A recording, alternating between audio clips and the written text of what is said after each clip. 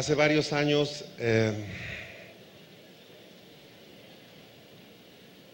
yo sentía una santa frustración. No sé si la expresión llega a ser entendida. Yo cumplo ya mis 28 años de trabajo pastoral este año. Y estoy contento porque el 2012 cumplimos 30 años de ministerio, justo antes de que se acabe el mundo en diciembre.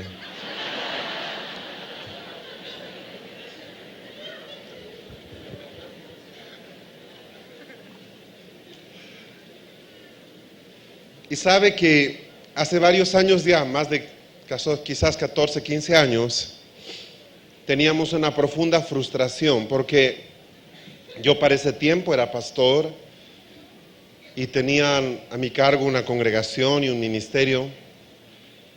Yo decía, debe haber más. No puede ser que todo esto lo que veo sea todo lo que hay.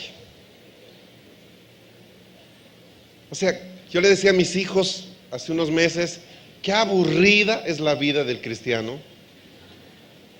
sin el Espíritu. La cosa más aburrida que hay, hermano. Póngale perspectiva a lo que le estoy diciendo. O sea, sin el Señor, sin la libertad del Espíritu, no hay nada. No hay nada. Y le doy gracias al Señor porque esa cantidad de años, Él empezó a provocar un cambio en nuestra manera de pensar. Y de ser un pastor wesleyano arminiano, los que son teólogos entienden, los que no, relájese.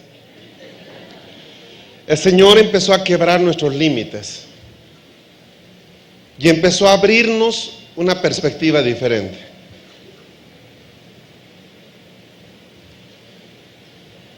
¿Tengo sonido acá? Listo, a ver. Quiero que escuchen esta canción.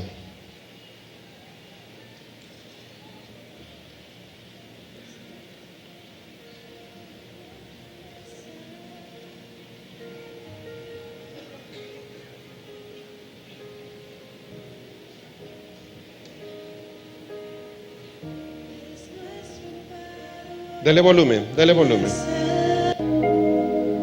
Solo escúchelo un minuto. Eres nuestro amparo y fortaleza.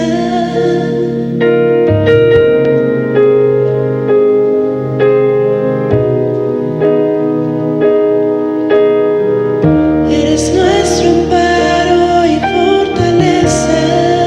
Nuestro pronto auxilio eres tú, Señor. Tanto no temeremos, aunque la tierra sea removida y se traspasen los montes al corazón del mar. Aunque bramen y se turben sus aguas y tiemblen los montes a causa de su braveza. Por tanto no temeremos, por tanto no temeremos, no temeremos. Cierre sus ojos un ratito. Dios nuestro amparo y fortaleza, nuestro pronto auxilio eres tú.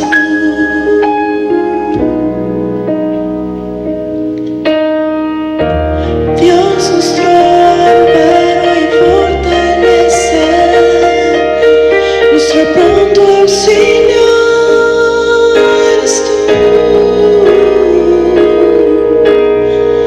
Por tanto no temeremos, por tanto no temeremos.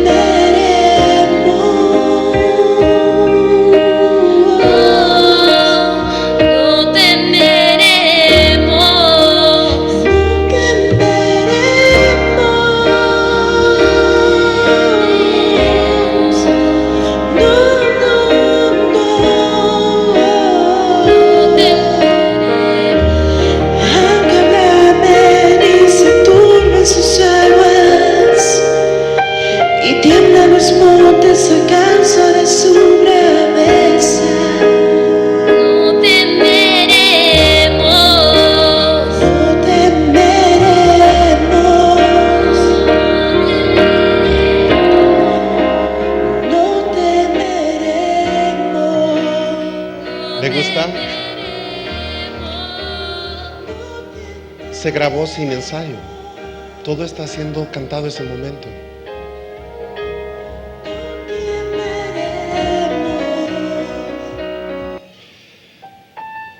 Y sabe que cuando uno le abre espacio al Espíritu, Él es capaz de sorprendernos. Este es nuestro cuarto CD de adoración profética que grabamos. Ahí canta Franco. ¿Dónde está Franco? Ahí está Franco, y canta Luis, que no sé dónde está tampoco. Ah, Lucho, ahí estás. Y Nora, Mónica, y bueno, un montón de gente. Y como el buen vino tu boca, corre el vino hacia mi amado y le resbala por los labios. Cantar de los cantares. Yo soy de mi amado y él me busca con pasión. Yo soy de mi amado. Yo soy de mi amado y él me busca con pasión.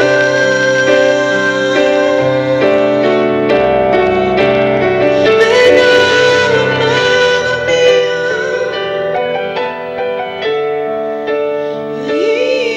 y salgamos.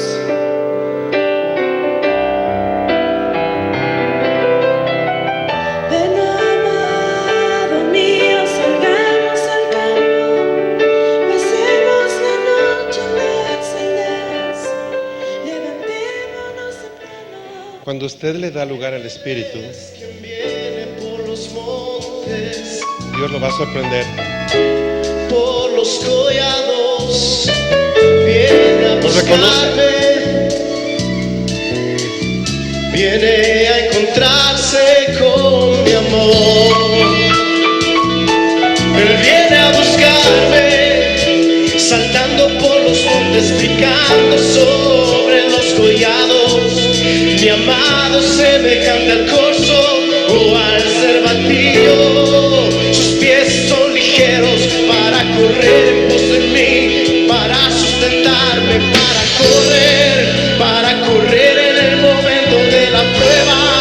Él está detrás mío, sustentándome, alentándome, dándome fuerzas, llevándome más. Sus músicos pueden hacer esto. Gracias por su entusiasmo. ¿Sabe por qué le digo? Porque si ellos aprenden de beber de la fuente correcta, pueden hacerlo. Y ahí surgen tesoros preciosos. Cuando el Espíritu empieza a soltarse.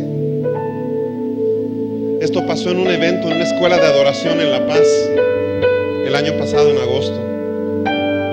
Y todo esto se grabó de corrido en una tarde, una mañana, ya ni me acuerdo. Pero ¿sabe lo hermoso que es que la gente termine llorando, cantándole al Señor, porque está mirando algo? Me gusta cuando se ensaya algo, qué lindo sacar una canción, pero no se compara a cuando el Espíritu empieza a cantar en la gente. No se compara. No se puede cortar, no se puede repetir. Salió mal, punto. Pero lo interesante es que no sale mal. Lo interesante es que la gente responde. Jag fick du går du kika bagi dig deste. Jag får ki ado do jag får do deka av får ki do dig det för jag får ki dig jag. I det kitta i mig.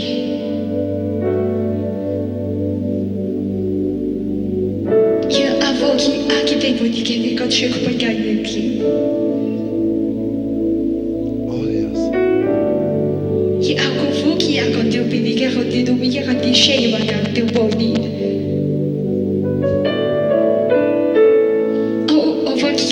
Que voy a vivir voy a este banquillo dolor. Utilizo esto de introducción para empezar a mostrarle un camino.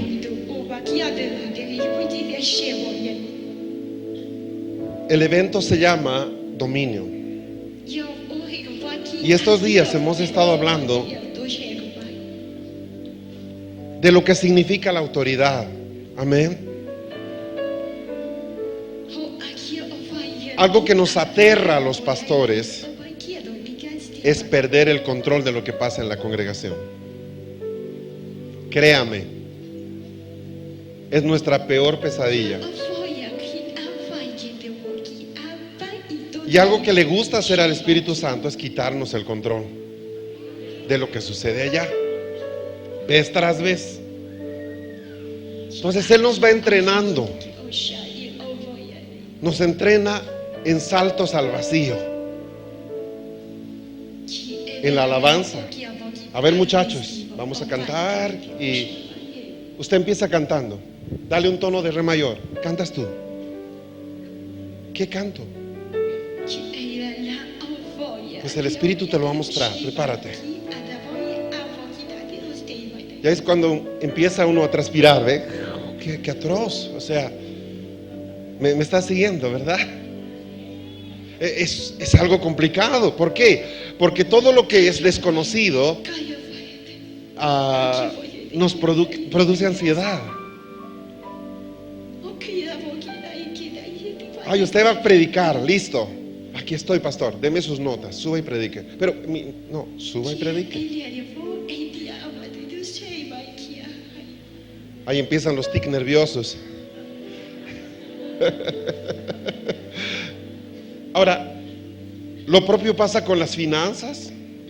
No recojas hoy en la ofrenda, pero es domingo, no la recojas.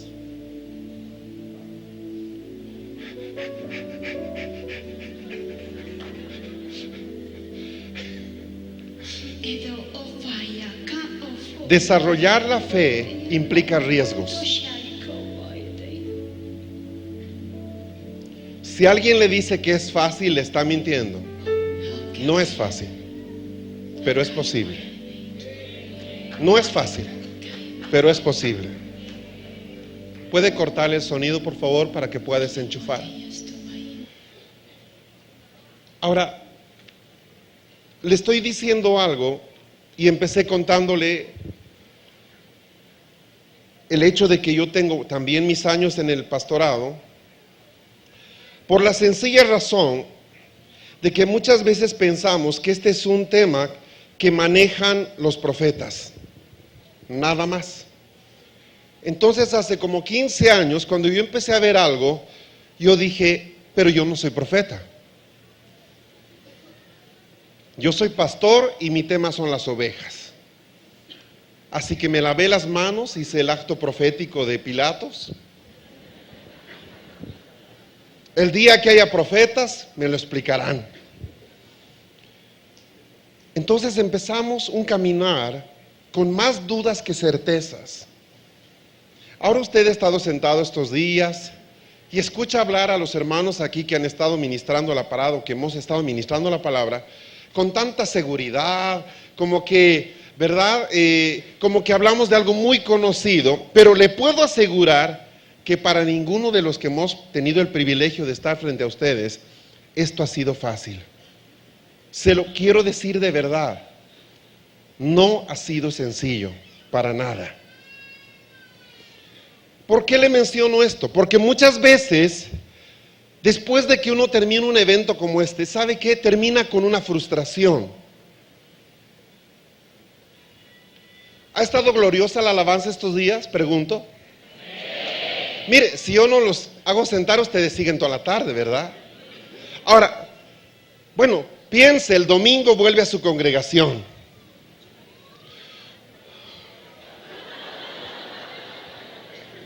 Ajá. Sí, o sea, ¿me entienden lo que quiero decir? Como que, ay. Y aquí los ángeles subían y bajaban y había una atmósfera celestial, y en la congre ni siquiera hay un hermano llamado Ángel para decir, Ángel, súbase, súbate, ya, vete ahí, sube, no hay nadie, ¿verdad? Entonces estamos tratando de subir en el espíritu y pasa el diácono y dice, bueno, siéntese, vamos a dar ahora un saludo de felicitación a la hermana Juanita que cumple años en este día. Póngase de pie la hermana Juanita.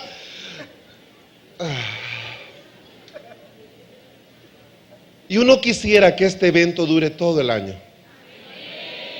¿verdad? Ahora, lo bueno de que estemos en un lugar así es que nos motiva, nos muestra cosas nuevas.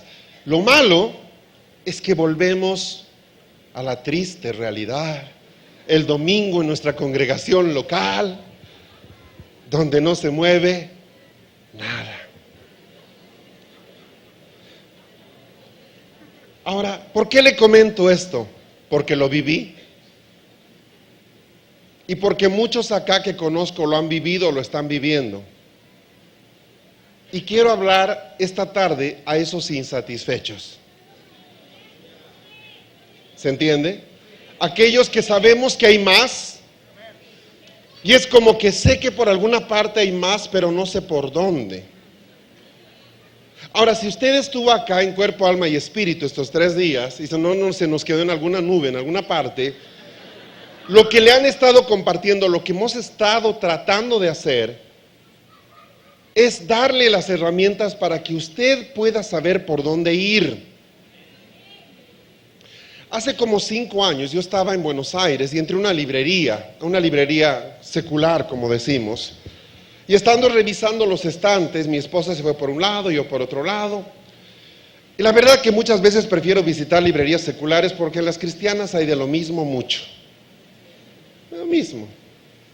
Entonces me metí ahí y de repente encontré un libro que se llamaba La senda de Lucifer. Y wow, qué título más interesante, lo tomé. Y en la parte de atrás, en la contratapa, estaba una foto, en casi toda la contratapa del autor. Un español tremendo, de 45 años de edad, maratonista, escaló 2 veces el Everest, fundador de algo así como 15 logias masónicas, grado 33, todos los grados del rito de York, del rito escocés, gran maestro de la orden de magia, Illuminati, y una cantidad de títulos, pero que 2 páginas apenas cubrían lo que él había hecho con 45 años de edad. Corre cada día 12 kilómetros. ¿Y sabe qué dice en el prólogo? Y me golpeó tan fuerte, me golpeó como esos puñetes que te pueden dar en el estómago que te dejan sin aire, ¿verdad? Decía, escribo este libro para que los que vienen detrás de mí sepan exactamente por dónde deben ir para adquirir el poder del que hablo acá. Entonces, en ese libro, él cuenta todo el proceso que siguió de ser estudiante de magia hasta llegar a los más altos niveles del ocultismo mundial. Con todo y foto. Y sabe que a mí me dejó como, wow. O sea, no le estoy hablando de un libro extraño que pasa debajo de la mesa. No lo digo eso, no, ¿verdad? No son unas páginas extrañas en internet, sino de un hombre que tiene dirección en Barcelona, España, y tiene toda una escuela que se da el trabajo de escribir un manual de crecimiento para aquellos que quieren llegar a tener la sabiduría de Lucifer. Un manual que le dice exactamente qué hacer en cada etapa. Cuando yo terminé de leer el libro, me sentí muy frustrado, porque no encuentro, o voy a decirlo así, porque si usted, imagínese que por un momento es raptado por un ovni, démosle color, por un ovni, y se lo lleva de este planeta por 10 años, pero en esos 10 años usted no envejeció nada, por un tema de física cuántica que no voy a explicar ahora.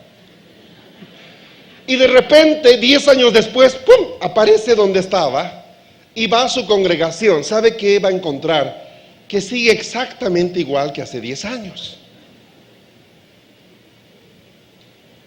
Entonces no me extraña que la gente se aburra, y que constantemente esté coqueteando con el pecado y tengamos el mayor índice de divorcios, no en el mundo, sino en la iglesia hoy día. ¿Qué está pasando? ¿Me estás siguiendo? Resulta que quizás nos hemos quedado con la tapa de lo que el Señor nos quiso decir y hemos hecho de eso de la más grande teología. Entonces, desde ese día, le estoy hablando desde hace 5 años atrás o un poco más, dije, ya no quiero hacer más seminarios o congresos, queremos hacer escuelas.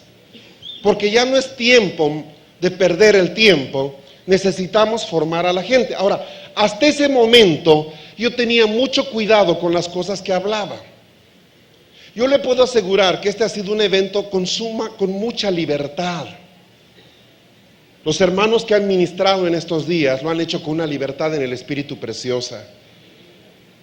Pero sabe, hace 5 años atrás no era igual.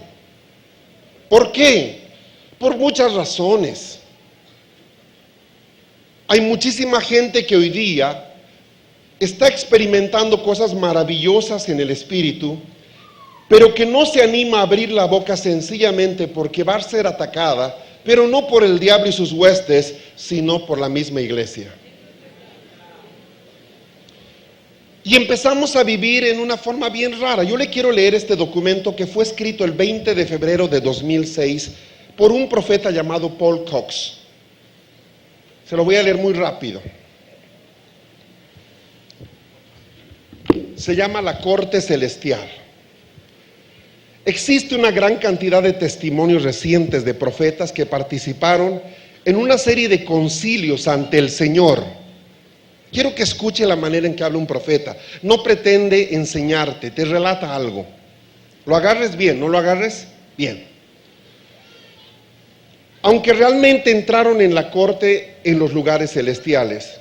Este es un concepto nuevo para muchos, sino para la mayoría de nosotros, pero la Biblia dice que estamos sentados con Cristo en lugares celestiales y hay una multitud de pasajes que hablan de tales concilios. También existe evidencia en las Escrituras que el Señor está interesado en oír nuestras quejas.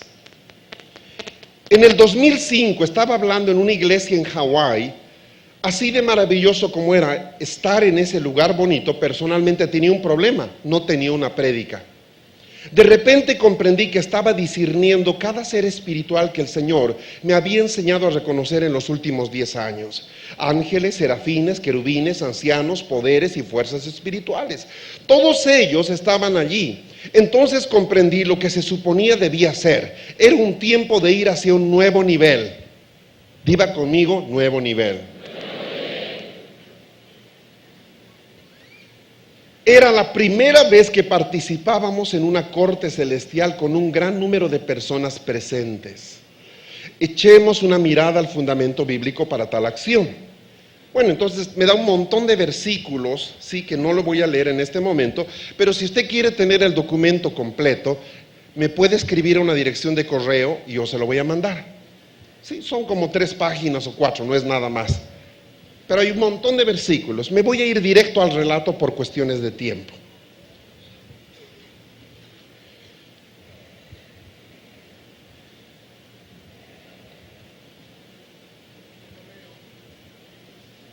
Ahorita les doy el correo, esperen un momento.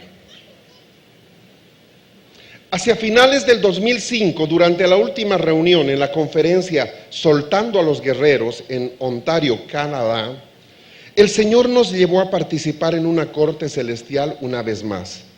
Todos los seres espirituales llegaron a nuestra reunión y el Señor nos llevó como un grupo a los lugares celestiales. Lo siguiente es un relato de lo que sucedió.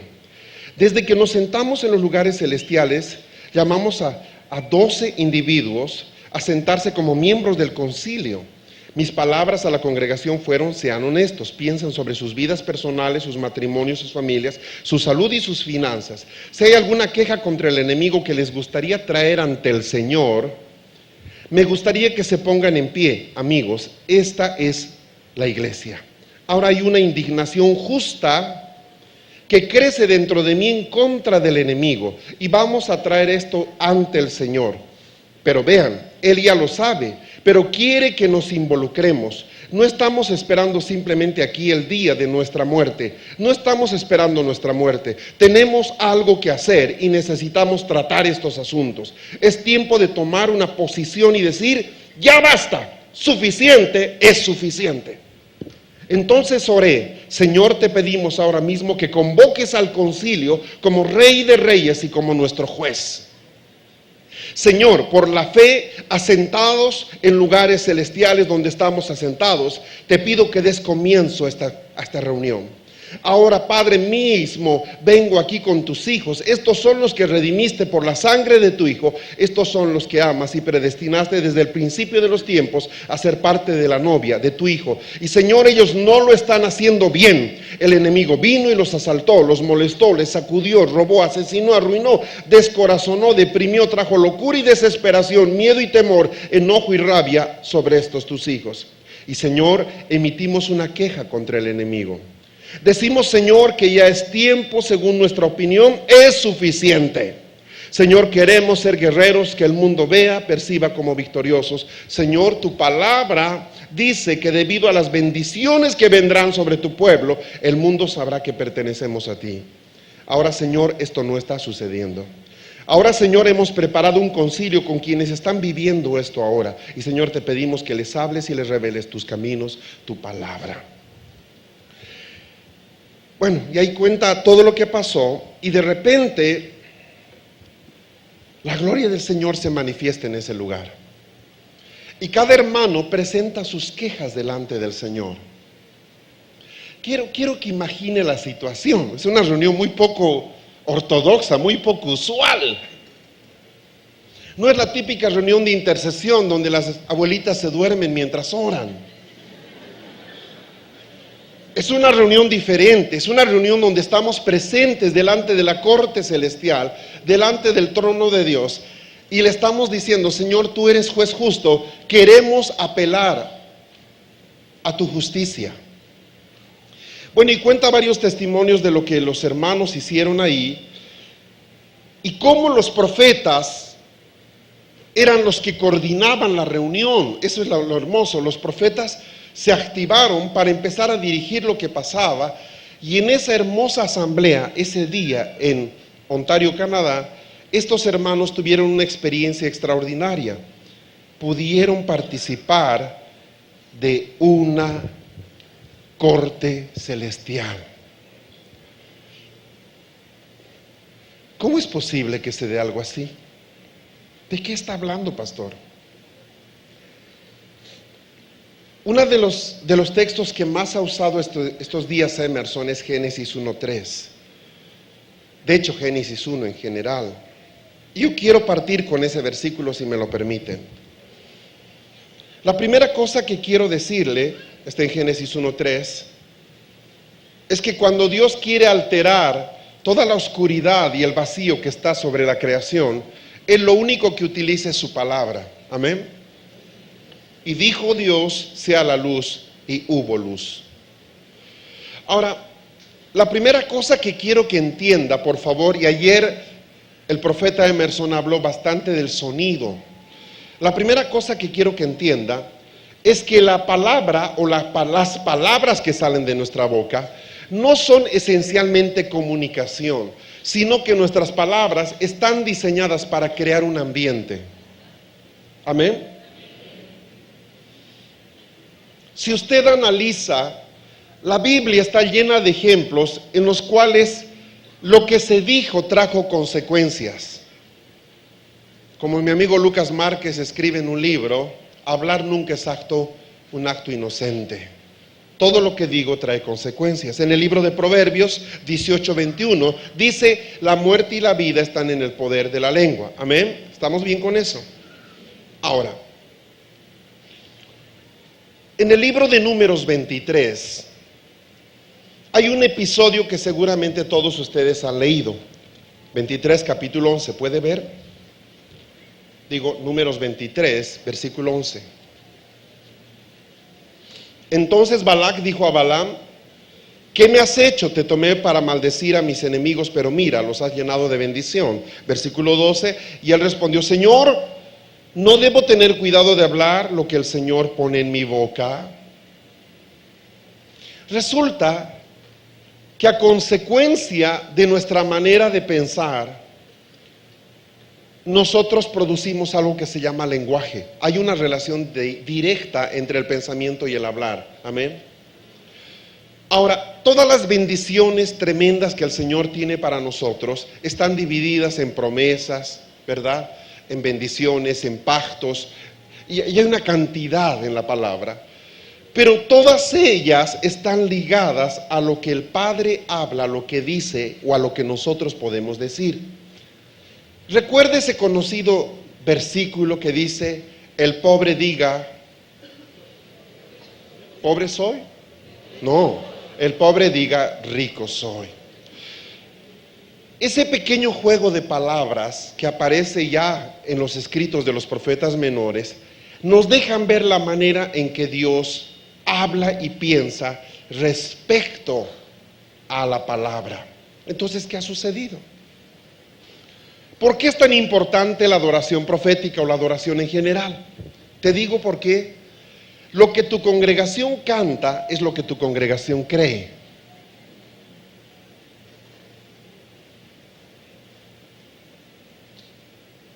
El subtítulo de este evento se llamaba, lo tienen algunos en su manilla, ¿qué dice ahí? Un llamado a la reforma. Permítanme mencionar por un momento a Lutero. Lutero es un ejemplo de reformador, ¿está conmigo? También se lo mencionó estos días. Si bien él restaura una verdad que el libro de Habacuc ya decía, ¿cuál es?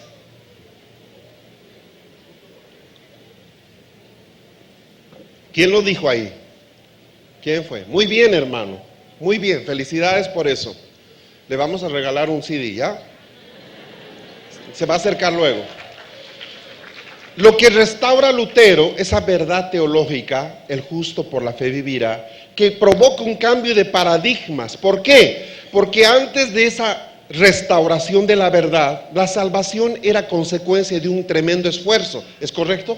Indulgencias, sacrificios y una cantidad de cosas. Pero Lutero no solo restaura ese principio doctrinal. Por ejemplo, él gasta más de 40 años cambiando la educación. Él se consigue un castillo abandonado, una casa muy grande, y él empieza a enseñar a leer a la gente. En esa época, le estoy hablando de más o menos 1500, la mayoría de la gente no tenía ninguna instrucción ni formación. De hecho, ni siquiera los sacerdotes conocían la Biblia. Note que no había la imprenta. ¿Estamos? Durante varios años, él y su esposa y un grupo de ayudantes enseñan a la gente a leer. ¿Por qué? ¿Por qué va a gastar un reformador tiempo enseñando a la gente a leer si él debería estar enseñando verdades espirituales? Le digo por qué. La palabra tinieblas en el hebreo significa ignorancia. ¿Y sabe qué significa la palabra conocimiento? Luz. O sea, el imperio de las tinieblas es un imperio de ignorancia. ¿Sabe por qué el diablo puede ganar mucha ventaja sobre nosotros? Porque él conoce la Biblia mejor que nosotros. Y él sabe lo que puede hacer. Y nosotros no. ¿Está conmigo? ¿Entiende lo que le digo? La segunda área que él restaura es la educación. Y Dios es tan tremendo para que vean ustedes cómo Dios está interesado en la educación. En ese mismo periodo en el que se provoca la reforma de Lutero, 1517, Gutenberg inventa la imprenta. ¿Y sabe cuál es el primer libro que la imprenta de Gutenberg imprime? La Biblia en alemán. Este monje se da la titánica tarea de traducir las escrituras al alemán. ¿Sabe? Eso permite que la reforma incendie Europa. ¿Me está siguiendo? Se juntan dos elementos, la imprenta y la reforma. La tercera cosa que Lutero hace es cambiar la alabanza. Sabe que él no tenía ensayos de música. ¿Sabe cómo era el ensayo de la congregación de Lutero? Era una reunión donde todos los miembros venían a cantar. Ese era el ensayo del grupo de alabanza. Toda la congregación cantaba. Y si usted ha estudiado un poco, va a darse cuenta que Lutero compuso muchos himnos. ¿Se acuerda del famoso himno Castillo fuerte es nuestro Dios? ¡Qué tremendo himno!, ¿verdad? Definitivamente este hombre entendía lo que era la guerra espiritual. Ajá. O sea, si usted analiza a Lutero o luego Calvino en Ginebra, va a darse cuenta que Calvino de la misma manera se metió en la educación y se metió en el cambio de la liturgia en la congregación. Esto es a través de la alabanza. ¿Por qué? Porque la única manera de establecer una reforma es a través de un cambio del idioma. Ajá. Hace unas semanas atrás estaba enseñando en una escuela de autoridad espiritual. Yo les explicaba lo que es el reino de Dios en términos de nuestra vida diaria. ¿Se lo puedo decir fácil? Es un cambio de cultura que entra en la congregación. Eso está ligado a nuestra liturgia, a nuestra oración, a nuestra economía. Me explico. ¿Cómo reconoces a un profeta?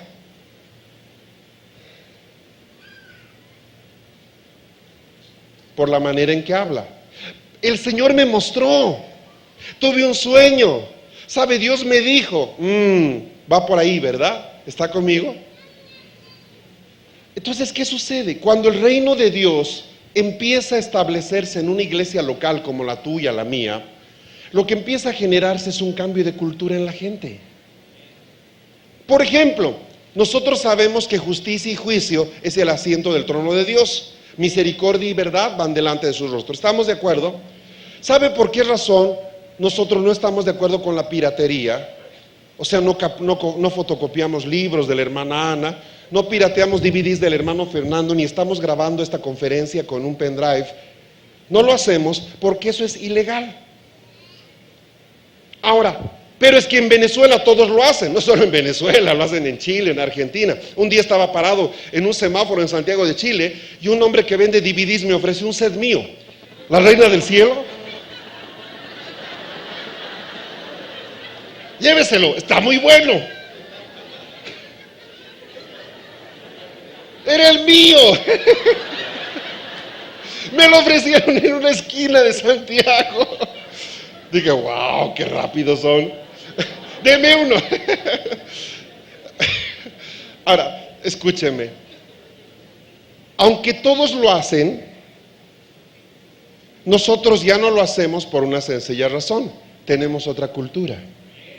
Yo sé que la autoridad que tengo depende de la luz que tengo en mi vida. Yo no voy a quemar mi autoridad por tener una cosa pirata, ¿me entiende? No lo voy a hacer, porque he entendido la importancia que es delante de mi Dios que yo camine en luz. Entonces yo no copio porque está prohibido, copio porque no me conviene. ¿Me está siguiendo? Ahora, ese es un cambio de cultura. Los niños empiezan a entender eso. Cuando la danza empieza a cambiar, por ejemplo, empezamos a cambiar la danza. Antes de cambiar la danza, todos, pues como que es, a ver qué te gustaría hacer, ¿verdad? Entonces hay muchas jovencitas que están como toreros toda la reunión, con unas telas ahí. Pero cuando se suelta ahí una atmósfera profética, ya sabe cuándo usar la tela roja, cuándo usar la azul, cuándo levantarla, cuándo mecerla, cuándo hacer esto. O sea, hay una nueva mentalidad en la gente.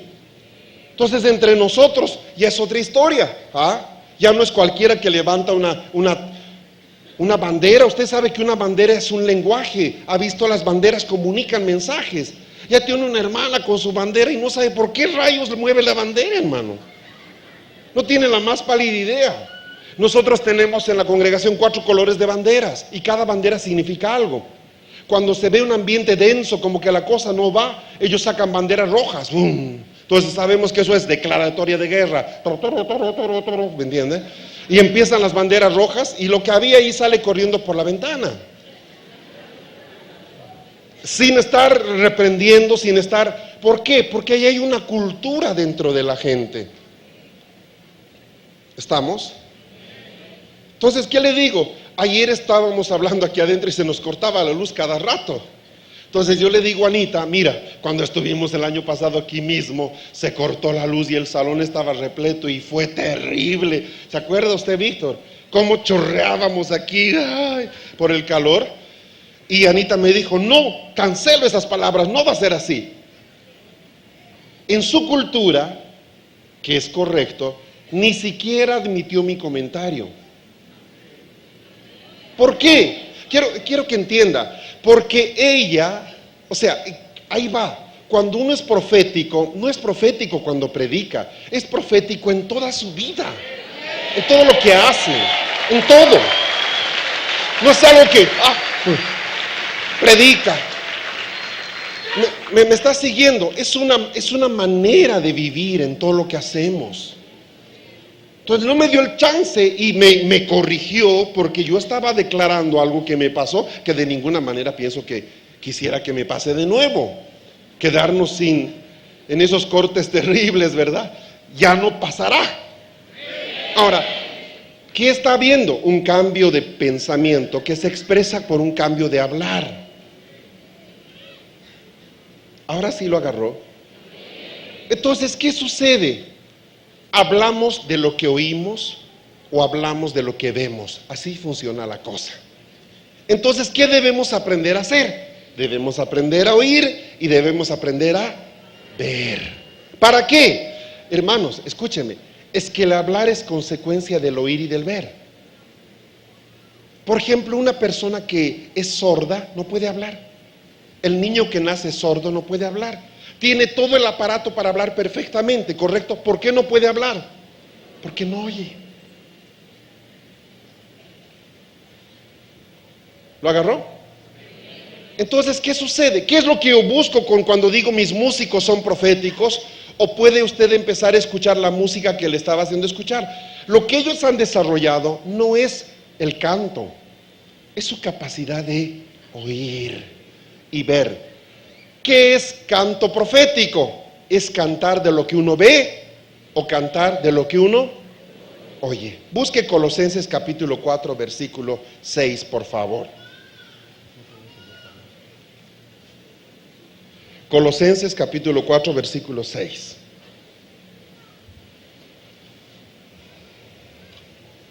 Diga conmigo decretos. Le quiero enseñar a gobernar en esta tarde usando decretos.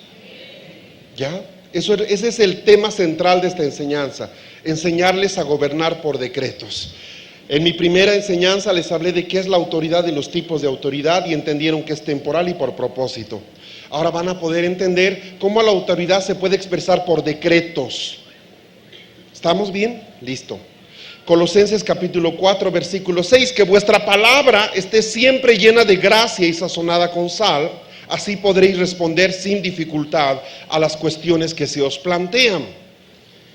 En el mismo libro de Colosenses, capítulo 3, verso 16, dice que la palabra de Cristo habite en abundancia. Diga abundancia.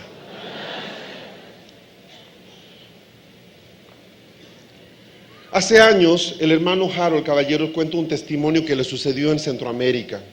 Llegó a una congregación donde había mucha gente enferma.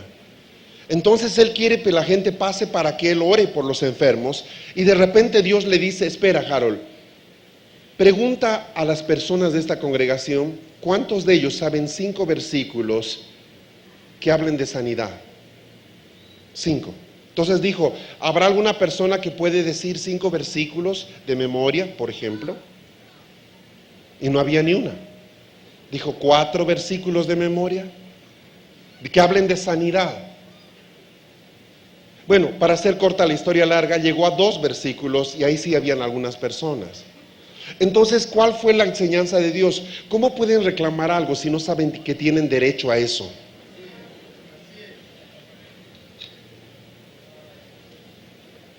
¿Sabe por qué por muchos años yo como pastor no presté atención a los profetas? Porque ignoran la palabra. Entonces te soltaban cualquier tontería que no tenía ni pies ni cabeza en la palabra. Pero cuando un profeta empieza a hablar la verdad escondida de Dios, pero usando la palabra, o muestra que él tiene un conocimiento suficiente y aprobado de la Escritura, yo no creo que un pastor locamente cierre sus oídos. O sea, uno realmente tiene que ser una persona que no tenga un corazón por el Señor. ¿Me está siguiendo? Yo le dije, le cuento un poco mi experiencia. Yo tuve el privilegio de conocer profetas que de verdad tenían un conocimiento de la palabra, de tal forma que aunque lo que me estaban mostrando no me entraba a la cabeza, o sea, como que no puede ser, no podía refutar lo que decían.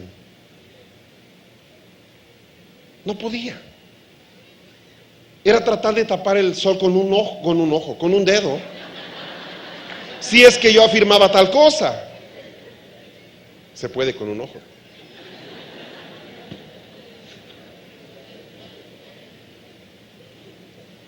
El ejemplo más gráfico de esto está en el libro de Ezequiel capítulo 37. No voy a leer íntegramente esto porque no es motivo de mi enseñanza, pero sí me sirve como ejemplo. Si puede usted acompañarme, Ezequiel 37.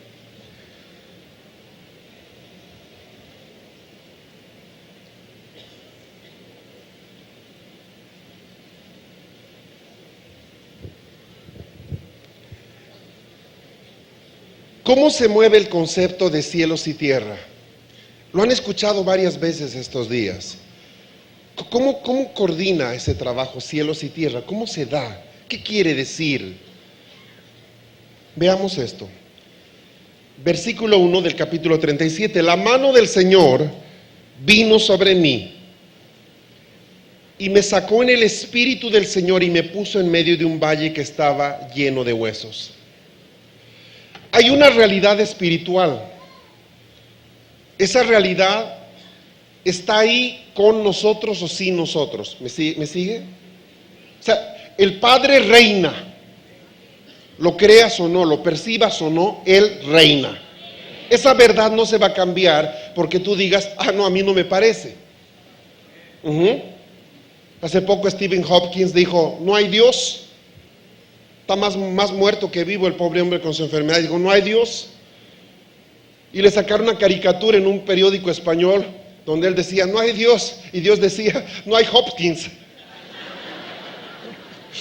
Y sabes, no sé qué pesa más, hermano. Igual que Nietzsche, Friedrich Nietzsche. Dios está muerto. Y sus tumbas son las catedrales. Termina loco en un psiquiátrico y Dios dijo, Nietzsche está muerto. Ahora, esa realidad existe. Por ejemplo, ¿qué estará pasando en el mundo espiritual sobre Venezuela en este momento? No sé.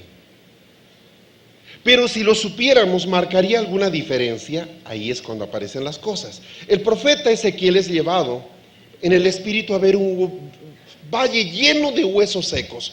¿Por qué Dios lo lleva a él? Porque quiere hacerle, mira, un tours es un lugar muy desagradable para hacer un tours. Dios necesita de Ezequiel. ¿Para qué? Necesita lo que Ezequiel pueda decir. Necesita la declaración de Ezequiel.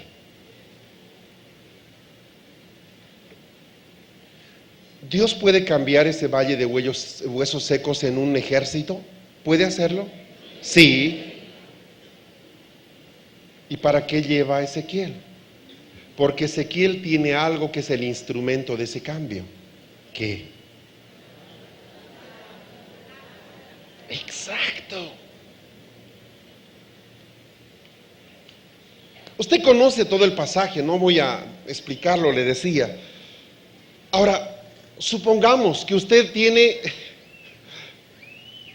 está viviendo en un valle de huesos secos financiero. O algunos aquí tienen un valle de huesos secos ministerial. Creo que me entiende, ¿verdad?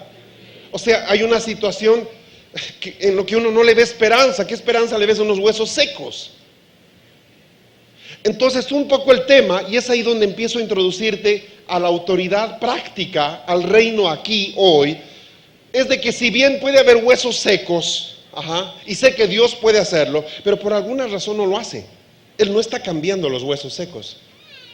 Yo le digo, Señor, mira mi necesidad, tengo un problema, o lo que decíamos el otro día, tengo un hijo con un problema de epilepsia, tengo lo que fuera. Yo te digo, ¿acaso Dios no sabe que tienes el problema? Sí, lo sabe. ¿Acaso Él no sabe? ¿Acaso Él no conoce una necesidad antes de que la digamos? Hermanos, sí lo sabe, lo sabe. ¿Por qué no lo hace?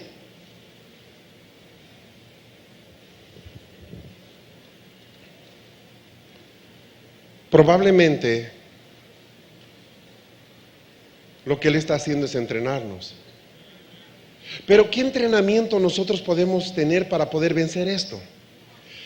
Hago un paréntesis. ¿Alguna vez tuvieron un sueño horrible, tan real, pero tan real, una batalla de esas, yo qué sé, cualquier cosa, y no podían decir el nombre de Jesús en el sueño?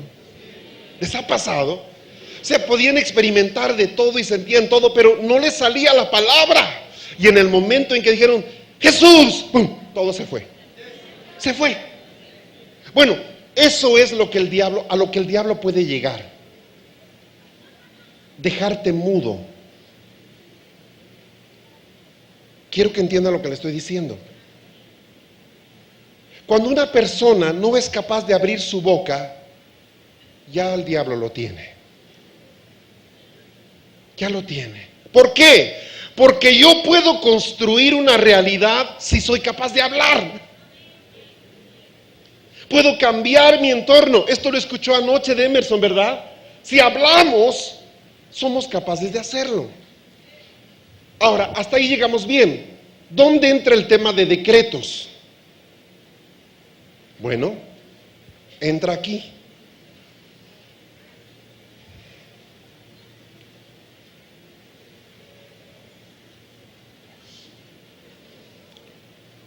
En mi hablar constante, ¿se podría decir que estoy decretando todo el tiempo? No. Cuando hablo de decretos, me estoy refiriendo, por favor agarre la escena, amados, para que Ezequiel pueda hablarle a los huesos, lo primero que necesita, ¿sabe qué es? Ver los huesos. ¿Estamos? ¿Cómo nace el decreto? Viendo.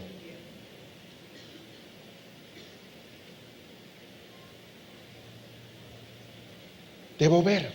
Y es ahí que el mundo espiritual se me hace necesario. O sea, yo necesito ver. Si no lo veo, no puedo empezar a ordenarlo por mis palabras.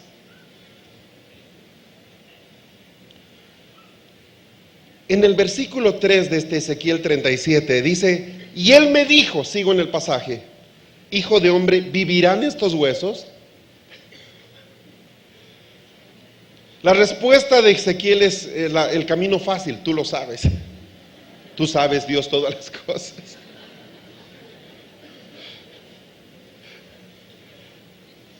Ahora, le voy a cambiar la historia. ¿Sabe qué significa en el hebreo? ¿Tú lo sabes? Esto le va a aclarar todo. En realidad, él no le devuelve la pregunta. La palabra tú lo sabes en hebreo significa, él ya lo vio.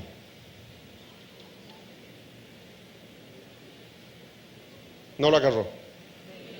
Lo agarró. Ah, ya, es que los vi tan calladitos. O sea, Ezequiel, ¿vivirán? Tú ya lo viste. ¿Está listo? O sea, no le está tomando la presión el Señor. ¿Se entiende? No lo está testeando. El Señor conoce a Ezequiel al derecho, al revés, para acá, tridimensional, lo conoce.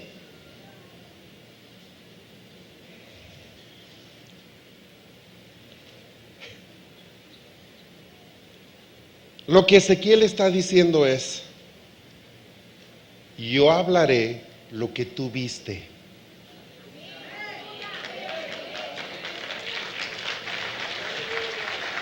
Yo hablaré lo que tú viste.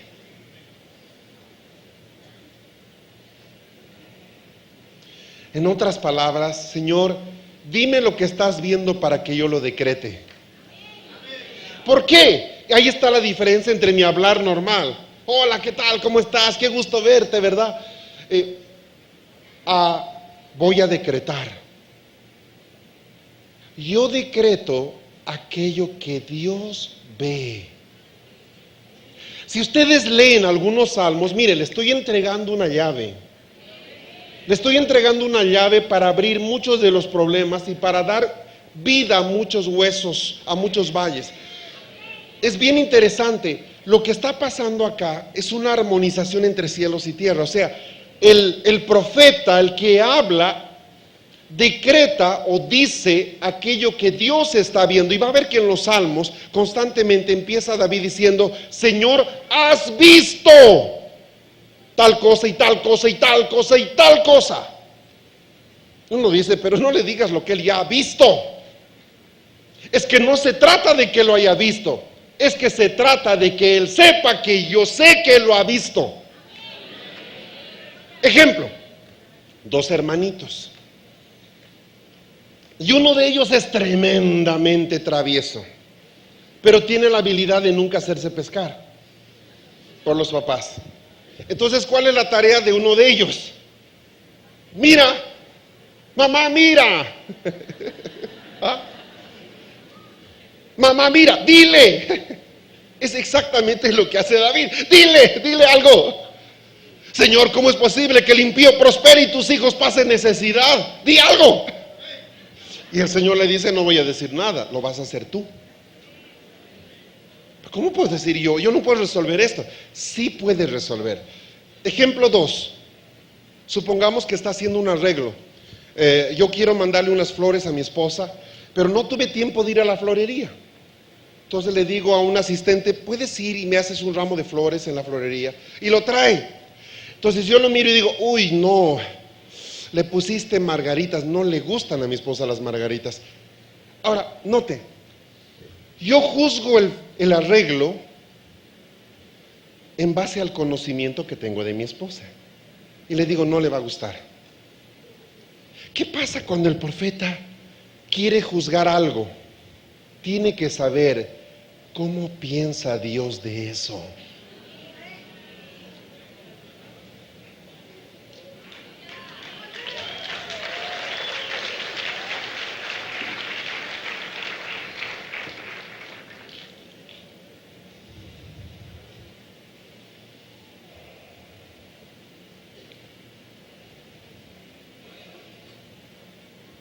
Ezequiel capítulo 3.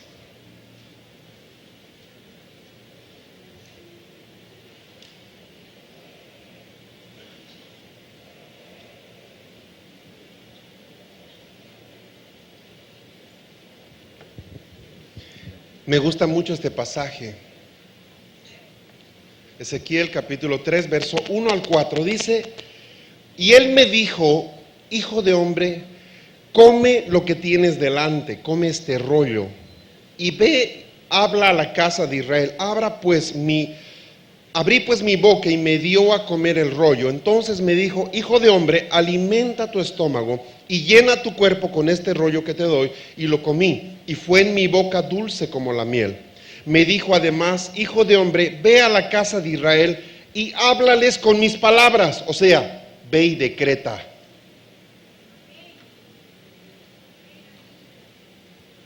Ve y háblales con mis palabras. Así dice el Señor. Ese es un decreto. La palabra rollo, ¿se acuerda del rollo que se come? Parece un burrito. ¿Conocen los burritos? Ah, qué sabrosos, ¿verdad? Un rollo, en el hebreo es mejilá. Mejilá. La palabra mejilá significa los escritos. No es la Torá. La Torá es el Pentateuco, ¿estamos bien?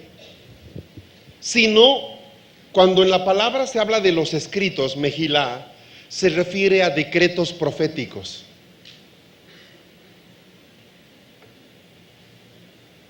Cada vez que un profeta iba a una comunidad, a una aldea. Piense usted en Abdías, en Ageo, todos ellos, ¿verdad? Ellos iban con un mejilá de Dios, esto es, un rollo. El rollo se lo habían comido. ¿Estamos? ¿Recuerdan cuando le decían, ponga su mano acá porque ahí está su espíritu? ¿Recuerda? Bueno, se lo comieron, dejémoslo ahí. Cuando ellos llegaban y decían, tengo un mejilá de Dios, todo el pueblo dejaba las labores que estaba haciendo e iban a escuchar al profeta que venía de parte de Dios. Todos suspendían esto.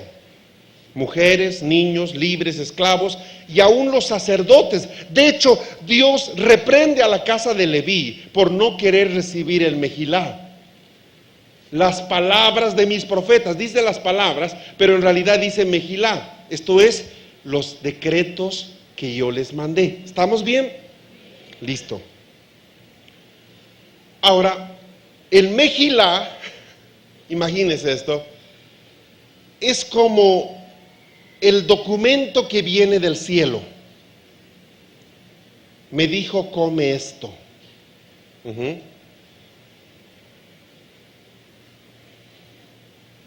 El profeta que comió el rollo va y lo dice. Cuando él lo dice, por su palabra se unen los cielos y la tierra. Se produce algo que se llama acuerdo. Hay un principio en autoridad espiritual que se llama el poder del acuerdo. Es uno de los principios más poderosos. ¿Sí? Si no nos ponemos de acuerdo, estamos sonados.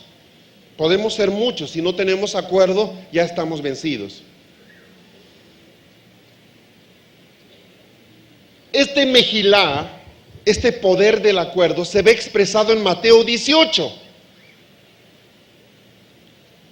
Lo que ustedes aten en la tierra habrá sido atado en los cielos. Eso se llama acuerdo.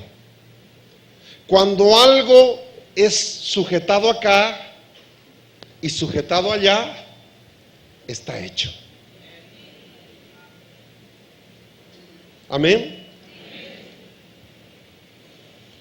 A la luz de eso, nadie podía llamarse mensajero de Dios sin de verdad tener un mensaje de Dios. Era necesario que se produzca eso. En Jeremías capítulo 15, versículo 16,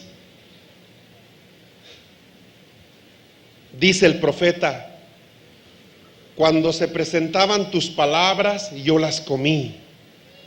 Tus palabras eran para mí el gozo y la alegría de mi corazón, porque se me llamaba por tu nombre, oh Señor, Dios de los ejércitos. Mas este no es un ejemplo solo del Antiguo Testamento. En Apocalipsis capítulo 10, el profeta Juan tiene una experiencia muy interesante en el versículo 8, Apocalipsis 10, 8. Él está mirando, recuerden el principio de mirar. Ven y sube. Era necesario que Juan vea. 10:8, y la voz que yo había oído del cielo, la oí de nuevo hablando conmigo, y diciendo, ve, toma el libro que está abierto de la mano del ángel que está de pie sobre el mar y sobre la tierra. Verso 9, entonces fui al ángel y le dije que me diera el librito, y él me dijo, tómalo y devóralo. Te amargará las entrañas, pero en tu boca será dulce como la miel. Verso 10, tomé el librito de la mano del ángel y lo devoré. Y fue en mi boca dulce como la miel, y cuando lo comí me amargó las entrañas. Versículo 11, y me dijeron, debes profetizar. Debes profetizar otra vez acerca de muchos pueblos, naciones, lenguas y reyes. Ahora,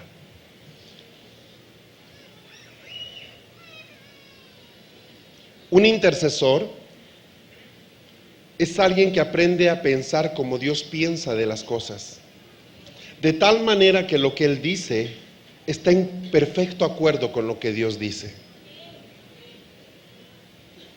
Hace unos años atrás, unos 3 o 4 años atrás, el Señor empezó a hablarnos acerca de la importancia de conocer nuestros derechos.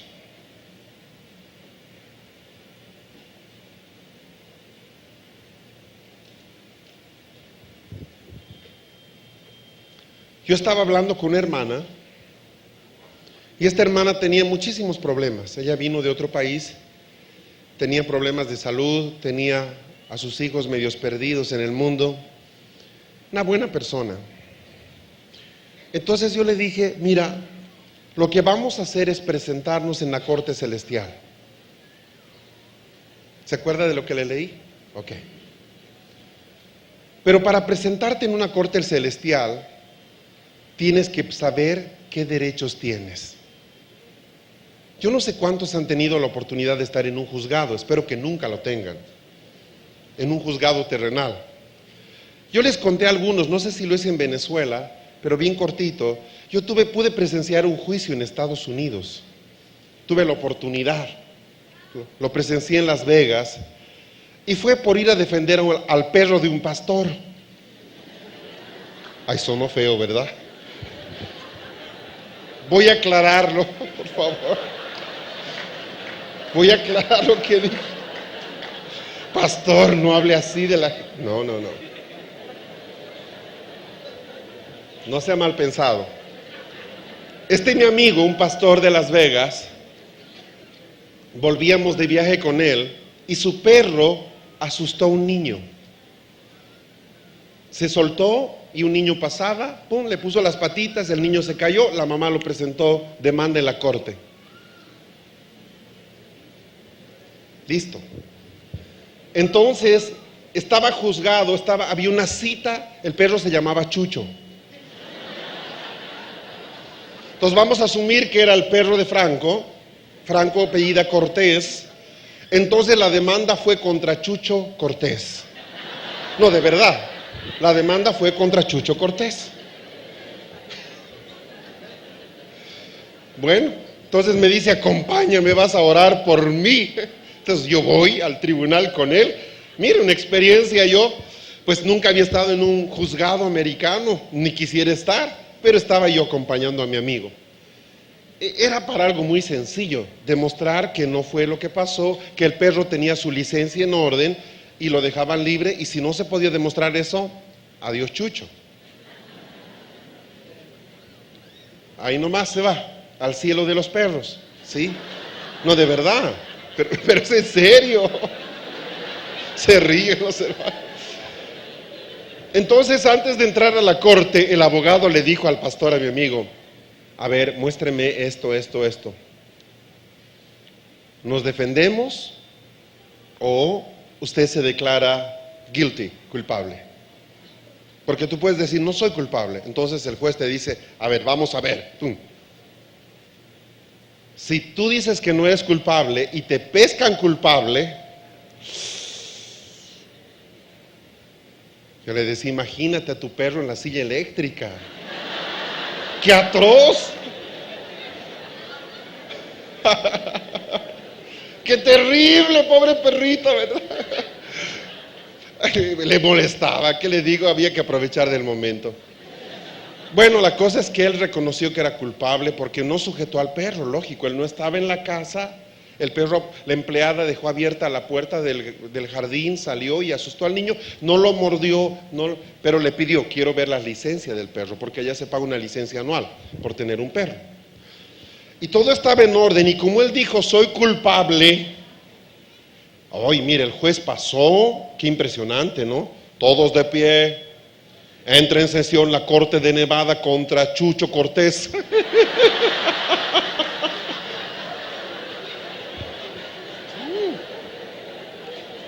Pero no es broma.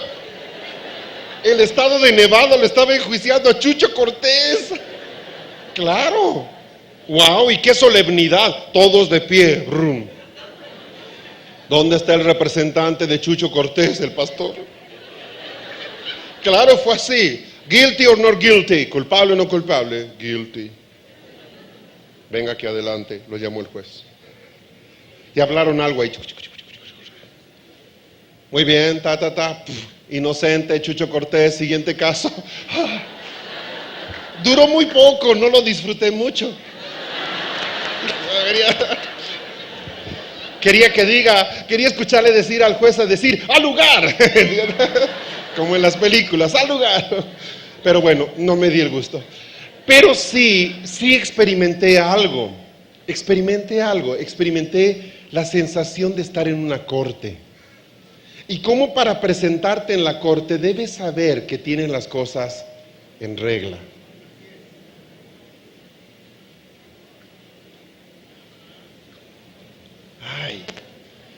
Ahora, si nosotros nos ponemos a cernir finamente,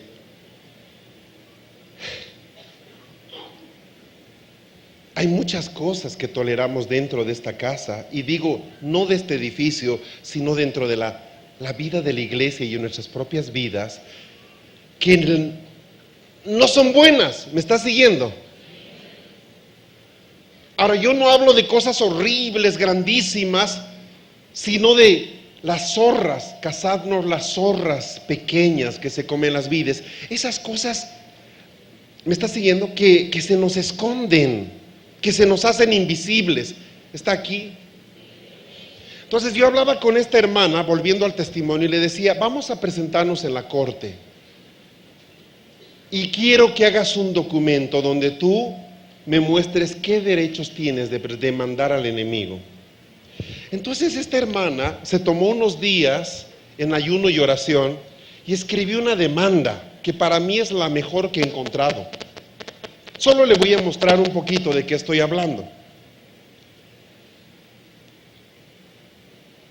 Al Señor Jehová, Dios de Israel de los ejércitos, fulana de tal, hija suya, conforme a su palabra en Juan 1:2 y Romanos 10:9, con residencia en la tierra, ciudad de La Paz, Bolivia, a mi Señor Dios Todopoderoso, Padre Celestial y Juez de toda la creación, me presento delante suyo, escúchame, de conformidad a su palabra en Isaías 49:25, para exponer mis demandas ante su alta autoridad como juez de jueces y llevar a Satanás al diablo ante su alto tribunal, para denunciar y expresarle los siguientes extremos. Número 1, y ella empieza a confesar cosas de su vida.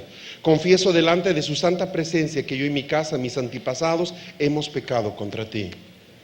Hemos cometido iniquidad, hemos hecho impíamente, hemos sido rebeldes, hemos practicado la idolatría, la rebeldía, etcétera, etcétera. Es un párrafo bien grueso. 2, con todos estos pecados e iniquidades, yo y mi casa y mis generaciones le hemos dado poder, autoridad y derecho legal a Satanás. ¿Sabe que me gusta la claridad en la que una persona se pone delante del trono de Dios? Le hemos dado derecho para maldecirnos, destruirnos, tomar nuestras vidas en sus manos y robarnos la herencia y bendición que tiene para nosotros, según Efesios 1:4-11. 3, sin embargo, Señor, conforme a Levítico 26:40 y a 1 de Juan 1:9, he confesado mi iniquidad, la de mi casa y de mis antepasados, creyendo que hemos sido perdonados y lavados con la sangre preciosa de Jesucristo y que Satanás no tiene ninguna autoridad ni derecho legal, según Colosenses 2:12-15, y sobre mi vida, sobre mi casa y mis generaciones. Por tanto, Señor Jehová, Padre nuestro, en nombre de nuestro Señor y abogado Jesucristo, conforme a tu palabra, en el Salmo 37:40, vengo a interponer ante tu santo trono una demanda contra Satanás, por haber robado a mi persona, mi casa, mis generaciones, la herencia y bendiciones que tú estableciste por nosotros y para nosotros desde antes de los tiempos, y exigirle me devuelva 7 veces, según establece Proverbios 6:31, todo lo que me ha robado y restaure lo que él me ha destruido. Wow.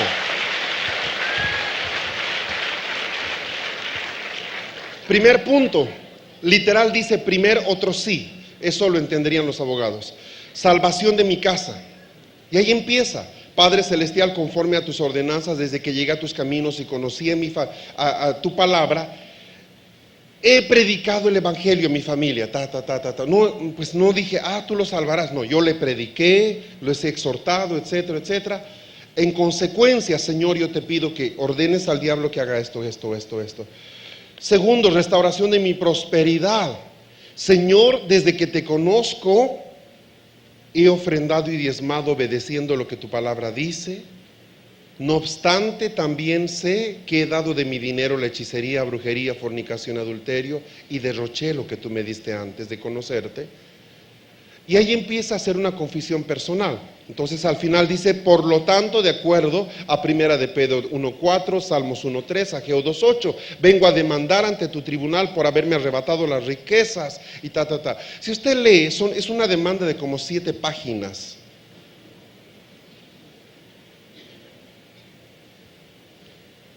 Donde hay un conocimiento de la palabra muy fino. Yo sé lo que estoy reclamando.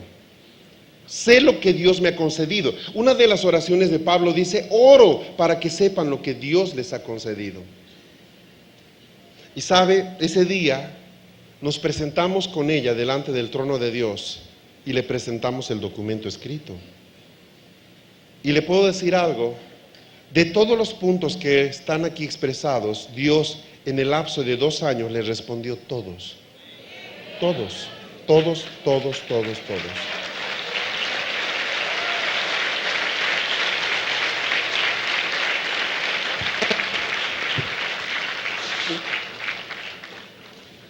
¿Por qué le menciono esto? Porque cuando hablamos de lo profético, yo no estoy hablando necesariamente de que esto tiene que ver con ver ángeles o no ver ángeles.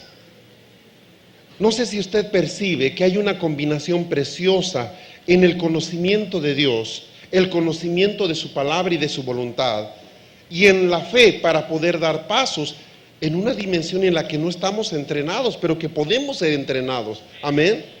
De eso se trata. El gran desafío que nosotros tenemos es poder un día ser usados por Dios para decretar su voluntad en esta tierra. La mayoría de nosotros no estamos buscando tener un chalet más grande, una casa preciosa, 25 vehículos. O sea, normalmente el hijo de Dios que yo conozco es una persona que busca tener recursos para poder servir a Dios cada vez más. La carga de los pastores es tener un lugar más bueno, estamos buscando algo para los niños, buscando cosas así. Los padres cristianos que yo conozco, es gente que no busca estar cambiando su ropa con temporada de verano, temporada de invierno. Es gente que busca educar a sus hijos en un buen colegio, que tengan conocimientos buenos, tener una calidad de vida buena. Entonces yo me pongo a pensar muchas veces, ¿qué le cuesta a Dios eso? Pues no le cuesta nada. Pero ¿por qué no se da eso? Yo creo que en la mayoría de los casos no se da por ignorancia. Y sabes, bien fácil decir, pastor, puede orar por mí, reprenda al diablo, porque yo no quiero tomarme el trabajo ni siquiera de estudiar la palabra para ver qué derechos tengo en Dios para defenderme. Es más fácil decir, pastor, óremelo. Pero sabe, puede orar el pastor, el profeta, y no pasa nada. Y Dios no va a permitir que pase nada. Hasta que tú hagas uso de lo que tú sabes, de los derechos que Dios te ha concedido.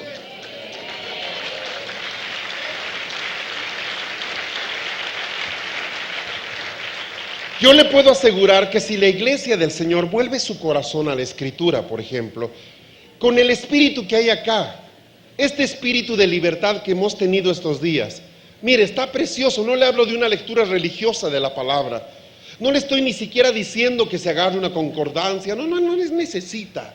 El espíritu lo conduce. Lo que usted necesita para conocer la palabra es hambre de Dios. Él es la palabra viva. Él nos va a empezar a responder. ¿Qué necesita un salmista para volverse profético? ¿Sabe qué? Hambre. Déjese de comprar CDs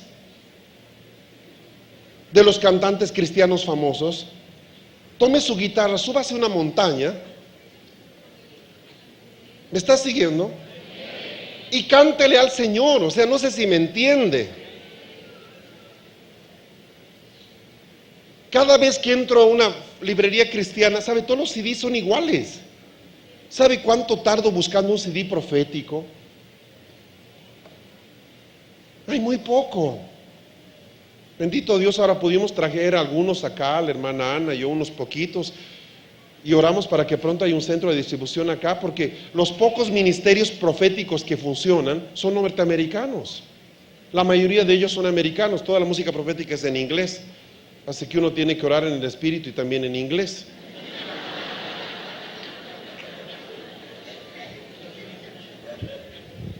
¿Verdad que sí? Entonces llegará el momento. Dios nos dio una palabra, el 2004 nos habló, Ana liberó una palabra cuando estuvimos en Santiago de Chile. Ahí estaba Carmen Luz, varios hermanos que estamos acá, y ella liberó una palabra para nosotros, nos dijo que íbamos a provocar una reforma en la adoración en América Latina. Y sabe,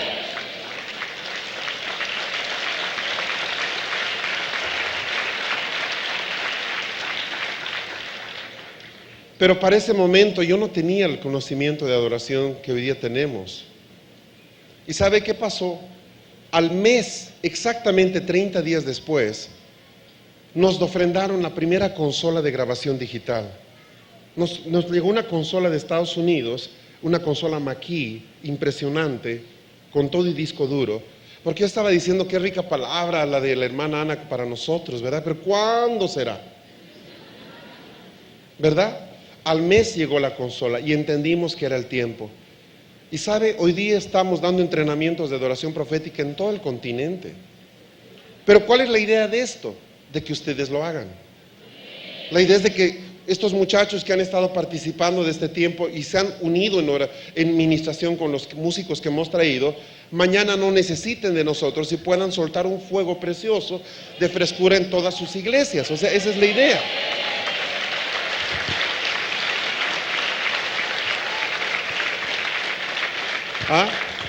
Llegará el día y pasa, ¿verdad? Nos encontramos con Anita en algún lado y ella me regala un CD de su último y le regalo un CD de nuestro, porque eso debería ser. ¿Cómo estás? ¿Por qué? Porque estamos produciendo, porque se está esparciendo un viento nuevo, ya no hay artistas, ¿me entiende? La profeta Shakira ya no va, ¿me entiende? El apóstol Juanes ya no va, ¿me entiende? Tenemos que ir a la fuente. Claro que es fácil comprarte el CD, sacas las notas, ya lo tienes el domingo igualito y dices cántico nuevo. No es cántico nuevo. O sea, es muy difícil subir con tu guitarra a la punta del cerro, con un bolígrafo y un lápiz y decir, bueno, Padre, si no me das un cántico, yo no bajo de este cerro. O sea, yo no bajo de este cerro, Señor. Necesito que me empieces a dar un cántico. Quiero cánticos. Entonces, ¿qué hace el Señor?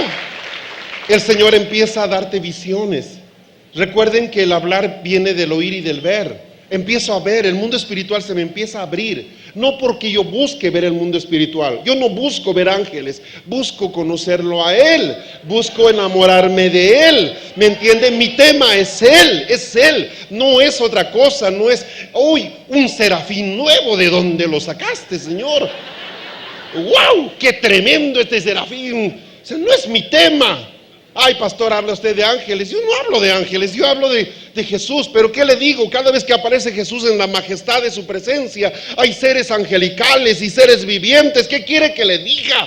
O sea, Él está ligado a esa majestad preciosa. Cuando yo lo veo toda esa gloria alrededor de Él. Yo no estoy buscando encontrarme con un serafín. No es mi tema, no me interesa. Me interesa conocerlo a Él. Pero en ese proceso el mundo espiritual se recorre y usted empieza a tener acceso a regiones del conocimiento donde antes no había una respuesta. En tiempos de intercesión han pasado cosas extraordinarias. El Señor nos ha mostrado por qué se produjo la extinción de los dinosaurios. Nos ha mostrado en qué lugar de la tierra cayó el diablo cuando se rebeló. Nos lo ha mostrado, nos mostró la caída de Lucero. ¿Por qué? ¿Qué tiene de sorprendente? Para mí tiene mucho, ¿sabe por qué? Porque yo soy un maestro, me encanta aprender. Pero ningún libro le va a enseñar estas cosas porque el hombre no estuvo cuando ocurrió. Pero ayer decía Emerson algo poderoso, el tiempo es algo creado. Claro, el tiempo es algo creado. Y si yo tengo acceso al Creador, también puedo manejar el tiempo.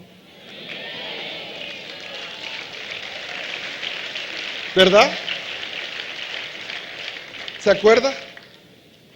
Entonces, ¿qué sucede? En el tiempo yo puedo ver eso. En el tiempo puedo retroceder hasta el momento en el que vi que esta nación se corrompió, o mi país. Y yo como intercesor puedo orar. Pastor, ¿de qué me está hablando?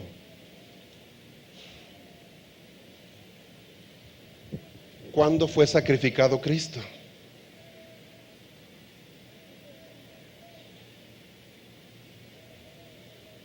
¿Cuándo fue sacrificado Cristo? ¿El año 33?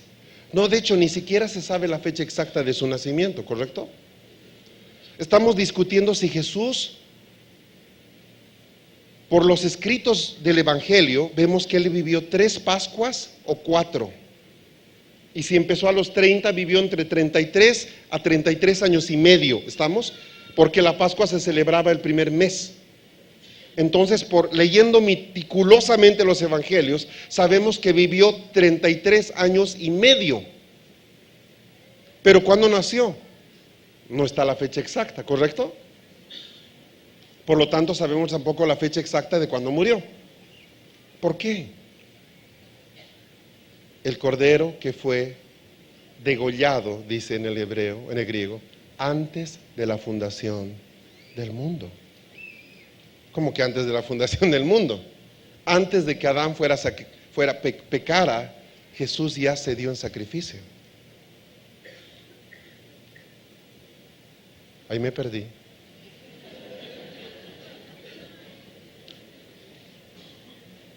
¿Existe tiempo en Dios? No. Entonces, en tiempos de intercesión nosotros hemos visto cada cosa extraordinaria.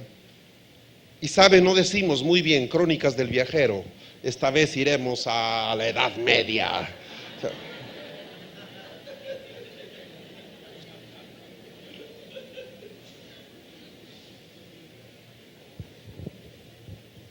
Simplemente que Él, por su buena voluntad, nos muestra cosas. A veces tenemos batallas tremendas y el Señor al finalizar me dice, pregúntame algo. ¿Sabe lo que es eso para un maestro? Que le digan, pregúntame algo. Oh, yo tengo mis preguntas, ¿verdad? ¿Quién escribió el libro de Hebreos? ¿O no? ¿O no? Ah, no me diga que no. Claro que tenemos preguntas. Y ahí es que tienes unas charlas tremendas, tan tremendas con el Padre. Disfrutas de su dulce comunión. Qué horrible es la vida del cristiano sin el Espíritu. No es nada más que religión.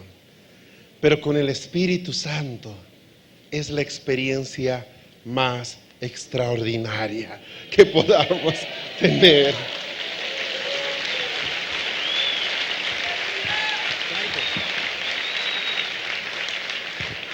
Vamos a hacer un ejercicio, guarde sus cosas. No hay nada más que anotar.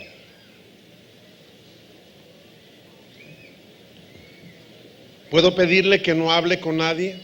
No diga nada. No se pare, no haga nada. Solo guarde sus cosas, nada más.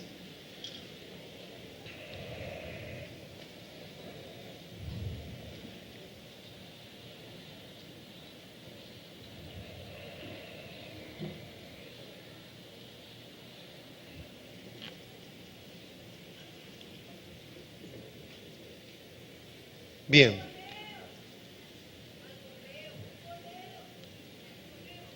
El correo. Me recordaron un programita de niño que se llama Las Pistas de Blue. Correo.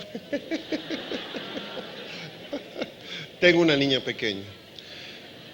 Info,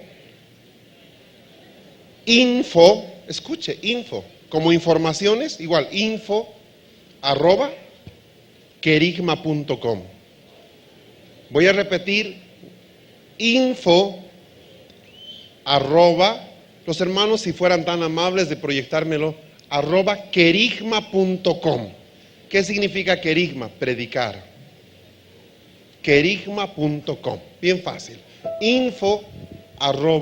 querigma.com. Listo.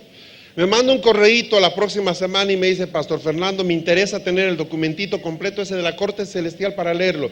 Con mucho gusto se lo vamos a mandar. Listo. Ahora, no, la demanda no se las mando. Tienen que darse el trabajo de hacerla. ¿Sí o no? ¿Sí o no? Es que por favor. Claro, no se va a presentar delante del juez con lo que le presenta a otra persona, ¿no? Ya deme. Vengo aquí por mis hijos. Chuta, soy soltero. No, olvide esa parte.